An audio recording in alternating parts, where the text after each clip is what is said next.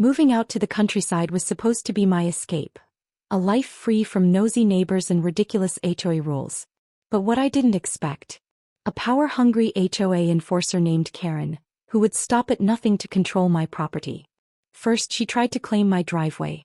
Then she installed spike strips to keep me from using my own land. And when that didn't work, she went even further.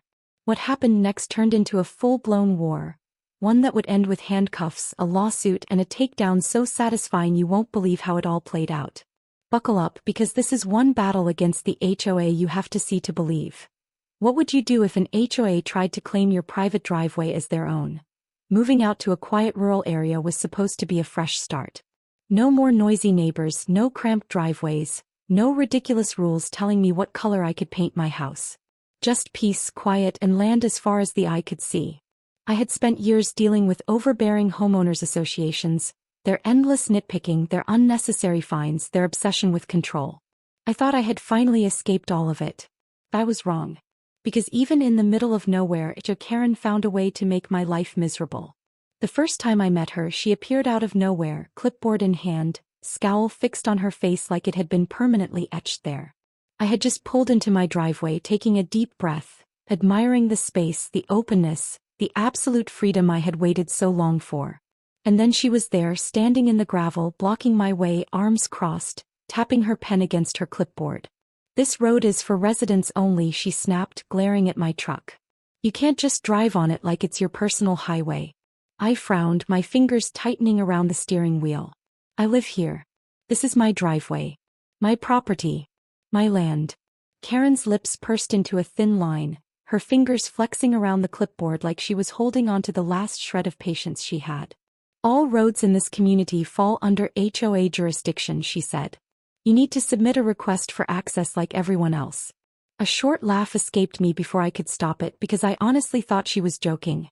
This road was built by the previous owner. It's private property. The HOA has nothing to do with it. "That's not what our community guidelines state," she said, tapping her clipboard for emphasis. "If you don't comply, we'll have to take further action." I waved her off, slamming my truck door behind me, thinking that was the end of it. That was my first mistake. The next morning I stepped outside, stretching, taking in the crisp air, enjoying the stillness. And then I noticed something was off. My truck sat in the driveway exactly where I had left it, but a few feet down the road, gleaming metal spikes jutted up from the gravel. I blinked, thinking maybe I was seeing things. Nope. Karen had installed spike strips. In front of my own house. I stormed down the road, stopping just short of the twisted metal teeth, my heart pounding in my chest. These weren't cheap either. They weren't some flimsy prank. These were professional-grade tire shredders, the kind law enforcement might use to stop a high-speed chase, bolted straight into the dirt like a permanent fixture. My blood boiled. This wasn't just petty HOA nonsense. This was straight-up illegal. I pulled out my phone, snapping multiple pictures from every angle, making sure I had undeniable proof of what she had done. If she thought she could get away with this, she had severely underestimated me. I spun around and marched straight to Karen's house, hammering on her door so hard I half expected it to splinter under my fists. A moment later, she opened it with a smug smile, sipping a cup of coffee like she had all the time in the world. "Can I help you?" she asked sweetly, her eyes glinting with satisfaction. "Are you out of your mind?" I shouted, pointing back at my driveway. "You put spike strips in front of my house." She took a slow sip of her coffee, savoring it like she had just won some sort of victory. "Well, I did warn you." My jaw clenched so tightly I thought my teeth might crack. "It's criminal damage to property, not to mention it's completely unsafe.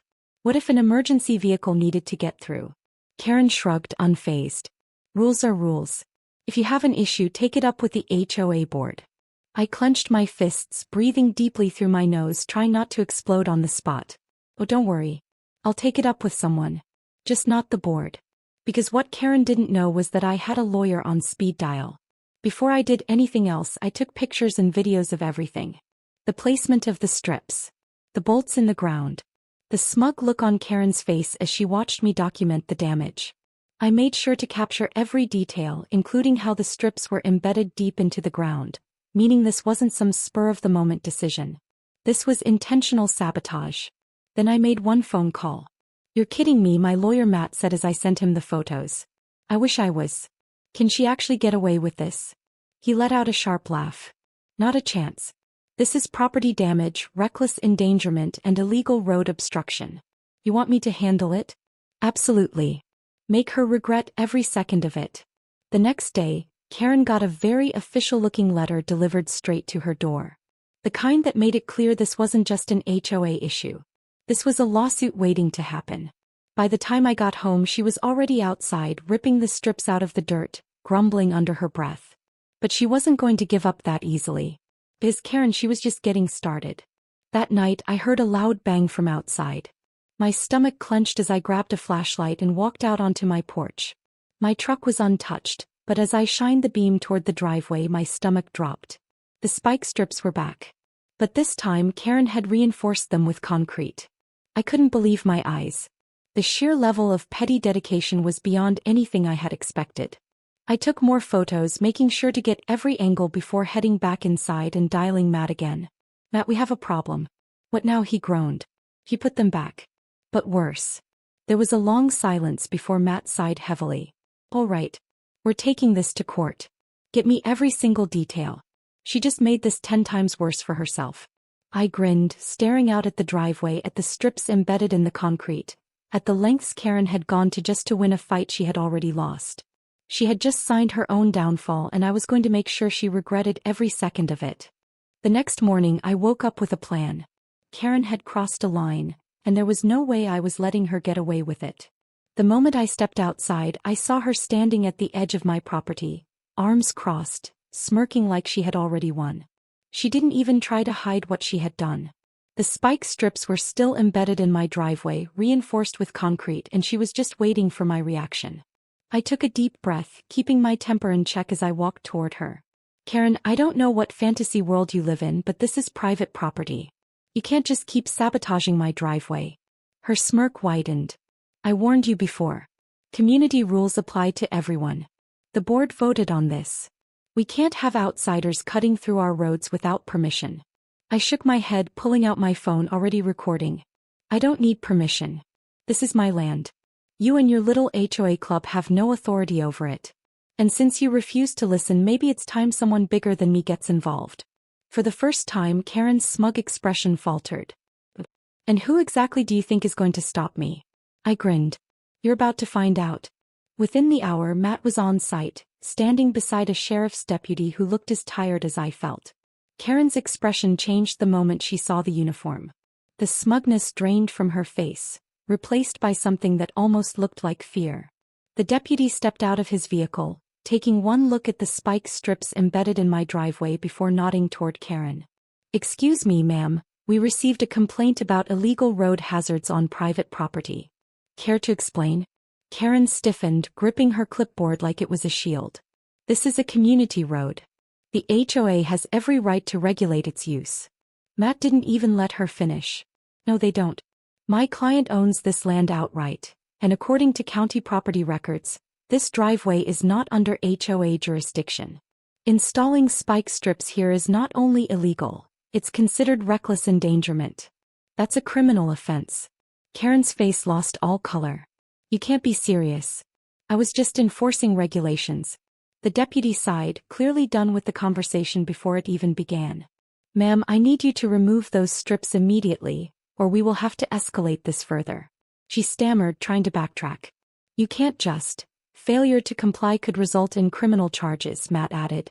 You're looking at hefty fines, a lawsuit, and potential arrest. Your call. Karen opened and closed her mouth like she was searching for the right words, but for the first time she was speechless. Under the watchful eye of the deputy, Karen was forced to dig out the spike strips with her own hands. She was fuming, red-faced, sweaty, and absolutely humiliated. Neighbors had started to gather, whispering to one another as they watched the woman who once acted like she owned the entire neighborhood struggle to undo her own mess. Me. I stood back, arms crossed, enjoying every second of it. But Karen wasn't done. Not by a long shot. Later that evening, as I sat on my porch enjoying a well-earned beer, I saw Karen storming down the street with a clipboard, knocking on doors. She was gathering signatures. The next morning, an emergency HOA meeting was called. The meeting hall was packed, every seat filled, every wall lined with residents waiting to see what the fuss was about. Karen stood at the front, her eyes burning with fury, flipping through a stack of papers like she was about to announce the end of the world. "This man is a threat to our community," she declared, her voice sharp and commanding. "He has no respect for our rules, no respect for the values that keep this neighborhood safe and orderly. He's bringing in lawyers and law enforcement to bully us.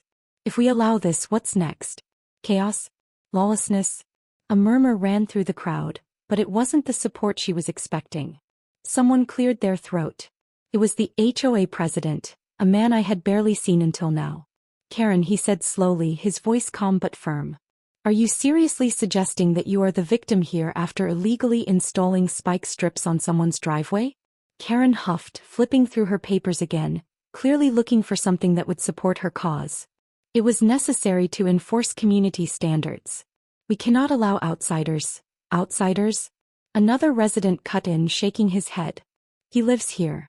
You're abusing your power, Karen." The president continued, his tone sharper now. "And quite frankly, we're tired of it."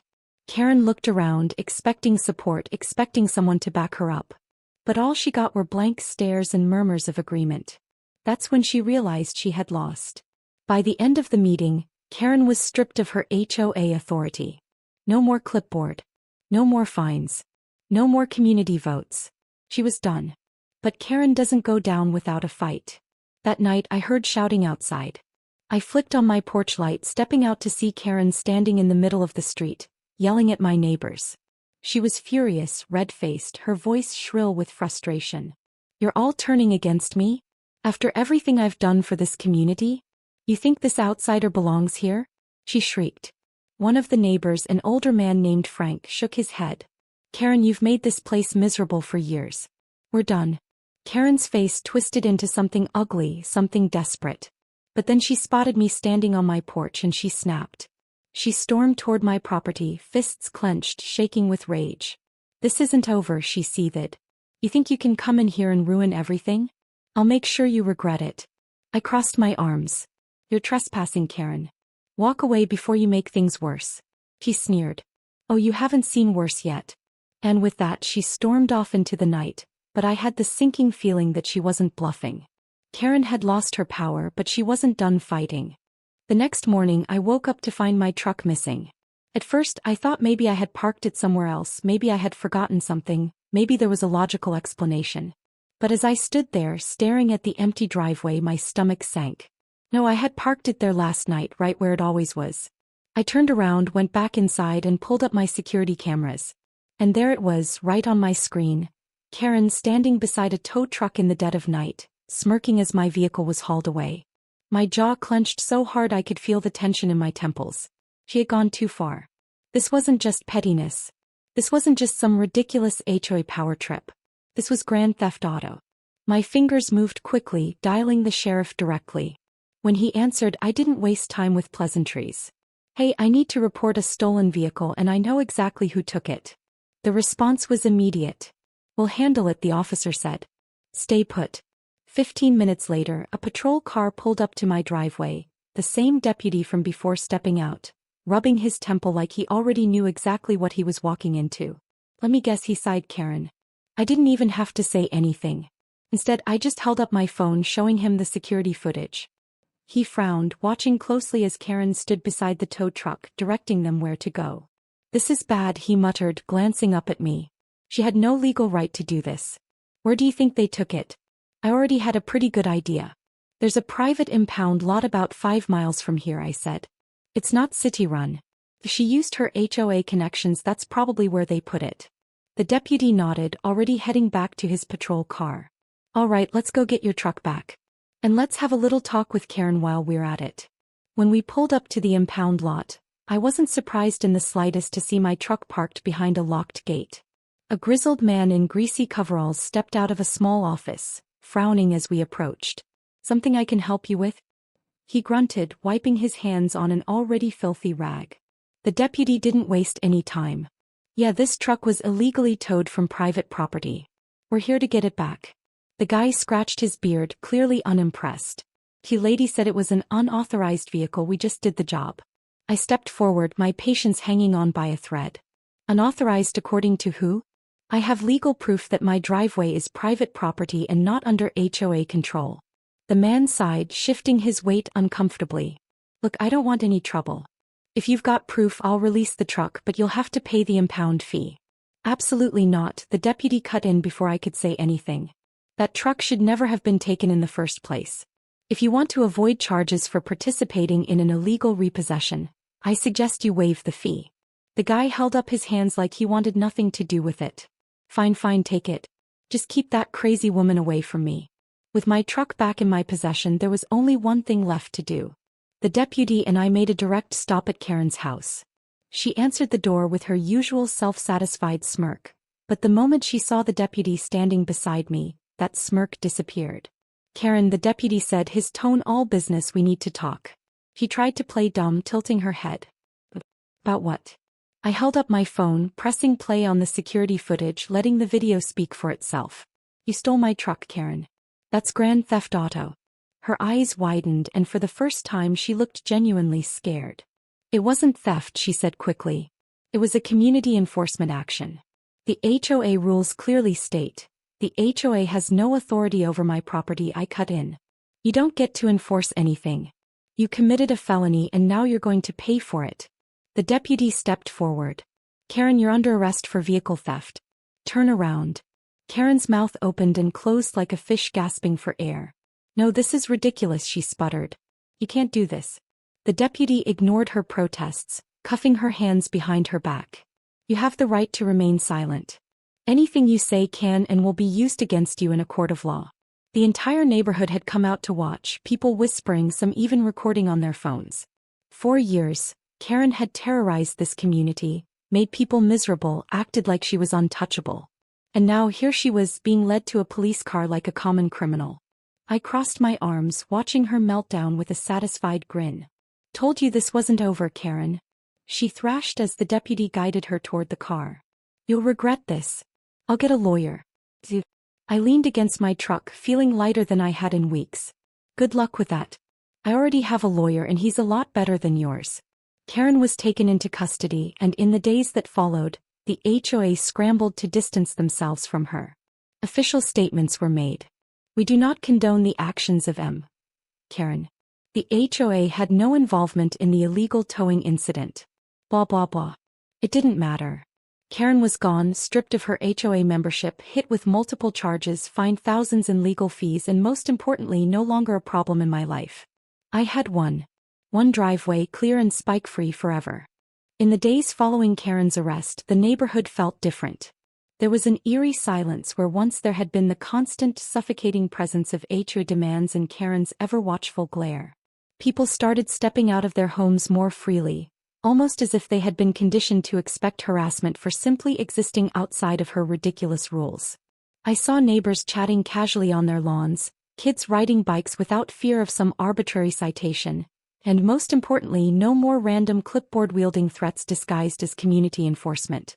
It was as if the entire neighborhood had collectively exhaled a breath they didn't know they had been holding. But as much as I wanted to believe that Karen was gone for good, something told me it wasn't going to be that easy. The woman had spent years ruling this place like a dictator. People like her didn't just fade into the background and accept defeat. I knew she was going to try something.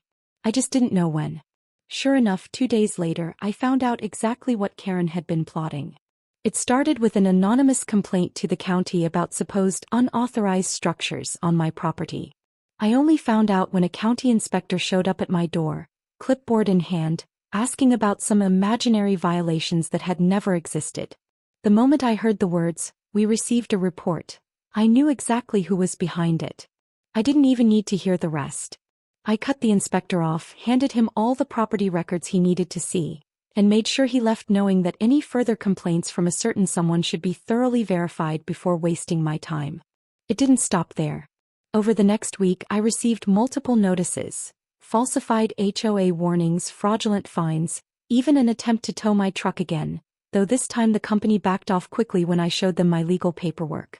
Karen wasn't just bitter. She was on a full-blown revenge spree, even if she had to do it from a distance.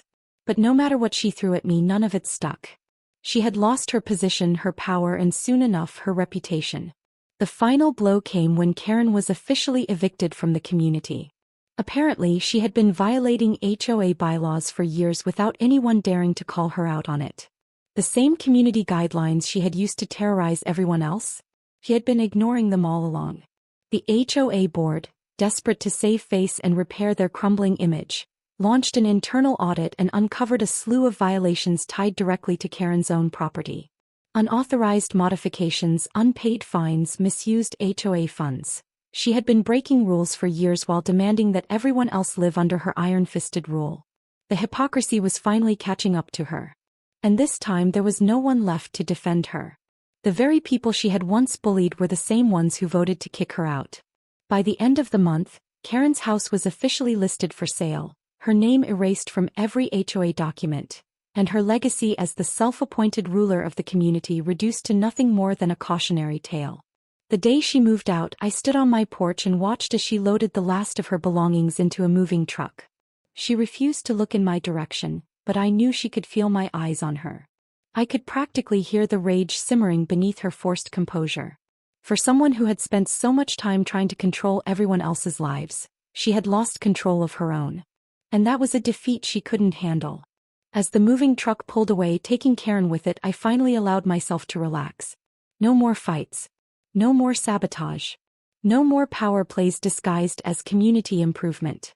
My driveway remained spike-free, my truck stayed exactly where I parked it, and my house was finally my own without the looming threat of some petty HOA nonsense. I had won. In the weeks that followed, the neighborhood transformed.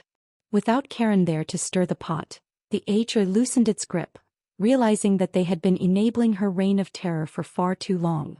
Rules were revisited, regulations softened, and for the first time in years, people actually felt like they could enjoy their homes without someone looking over their shoulder, waiting for an excuse to pounce.